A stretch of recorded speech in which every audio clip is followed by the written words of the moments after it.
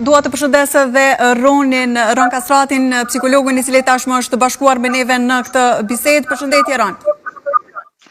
Përshëndetje për ju, faleminderit për ftesën. Po flasim për lodrën e famshme që po çmend të gjithë, jo vetëm fëmijët, por edhe të rriturit, si e ke parë këtë, po them, në aspektin psikologjik të, nuk e di nëse gaboj nëse e quaj obsesion të gjithëve me këtë lodër. Fillimisht kjo lodër ka zgjuar vëmendjen dhe interesin e shumë mediave, raportimeve në nivel global, megjithse ne dimë që çdo gjë në jetë është psikologji dhe nëse u lumtojmë për të nxjerrur shpjegime për çdo lloj fenomeni që është në raport me këto dukuritë e përditshme të jetës, ne duhet të kemi njohuri të thelluara mbi perceptimin e fëmijëve në raport me lodrat, si identifikojnë veten e tyre me lodrat, si nënshtrohen autoritetit apo si nënshtrohen lodrave për të krijuar relaciona apo relata emocionale. Në këtë rast e kam analizuar me vëmendje dhe dua t'ju them këtu në sy publikut që këtu kemi të bëjmë me efektin e ambivalencës.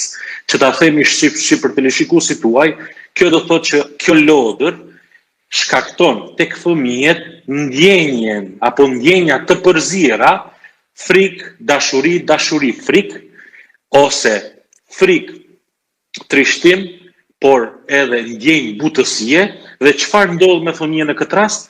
Do që ta marrë në kontroll këtë lodër, meqense është në ndikimin e këtyre ndjenjave të përzira ambivalente, pra, të kundërta njëra me tjetrën.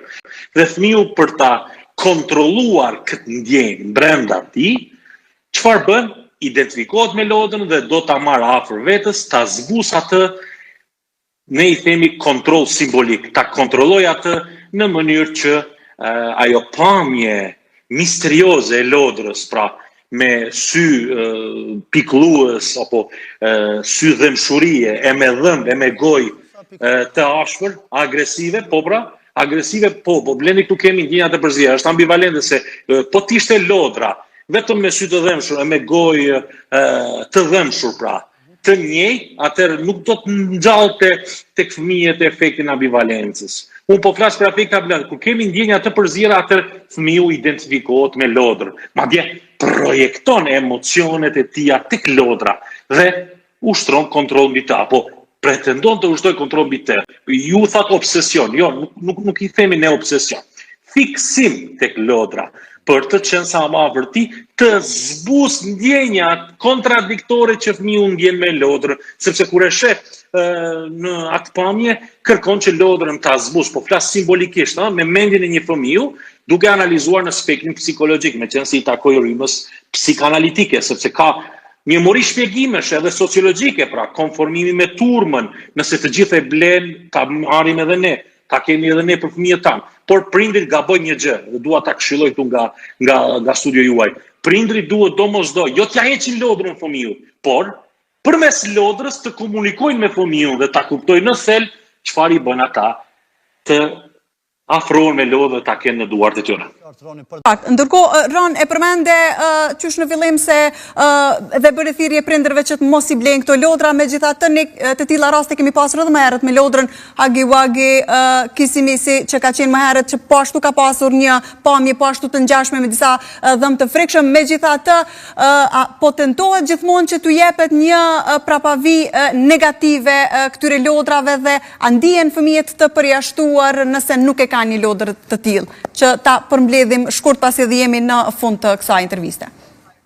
Sigurisht, shikoni, nuk kemi informacione empirike apo të vërtetuara që këto lodra ka një prapavi ose që mund t'ju dëmtoj sferën psikike fëmijëve, kjo ndodh vetëm në qoftë se nuk është monitorimi prindror pranë fëmijëve. Në anën tjetër, mos harroni një gjë, unë nuk thash mos i bleni lodra fëmijëve, apo lodra të cilat mund kenë një pamje më pak kërcënuese, e me sy ëngjëllor, e pikëllues.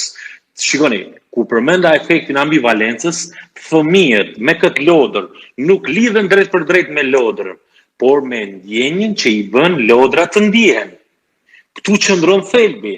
dhe një fëmijë të traumatizohet, të ndjell frikë e të struket kur sheh lodra të tilla, kjo ndodh për shkak se nuk është aty afër prindi që përmes lodrës ta kuptoj çfarë ndjen fëmiu, sepse ka raste kur fëmiu psikologjikisht objektet, lodrat i shfrytëzon ato për të kompenzuar ndjenjen e boshllëkut.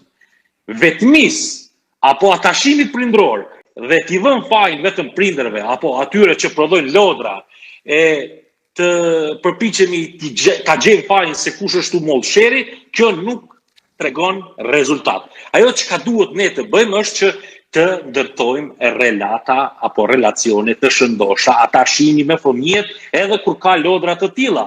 Është shumë e thjeshtë. Ka mënyra dhe strategji psikologjike nga më të ndryshmet që mund ta bëjmë fëmijën ta kuptoj lodrën, ta kuptoj ndjenjën e tij në raport me lodrën në varësi të manovrave apo komunikimit, strategjive prindrore, prind-fëmijë dhe lodër në këtë rast. Por ta ndalojmë, t'ja largojmë, jo me nënën, jo me babaj, nuk bën ajo lodër, largoje, hiqe, gjuaje. Mire, këto nuk tregojnë rezultat. Efekti ndalimit ju jeni në djeni për çfarë ndodh me fëmijët nëse ne i ndalojmë gjëra fëmijëve vazhdimisht. E ngjall kuriozitetit tek ata.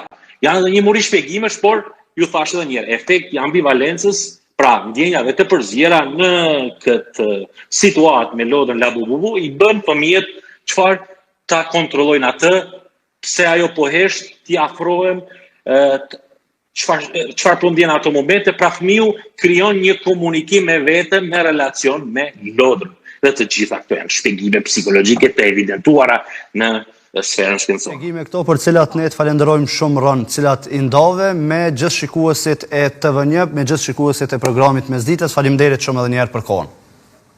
Faleminderit ju, punë të mbarë. Një mesazh shumë i mirë ky edhe nga psikologu.